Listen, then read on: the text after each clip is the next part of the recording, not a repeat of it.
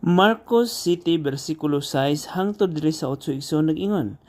Si Jesus mitubag kanila, mga tigpagkaron ingnon, wala gayud nasayop si Isaya sa iyang gipanagna may tungod kaninyo.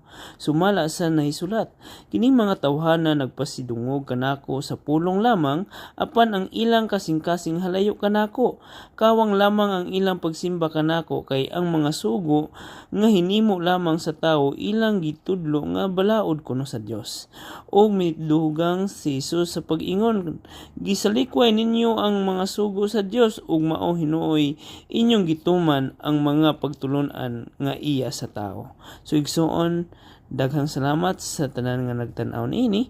I hope nga kini nga pulong sa Ginoo igsoon mo spread pa ni sa igsoon ug inyong ipang-share sa tanan para sila makabalo sa kamatuoran.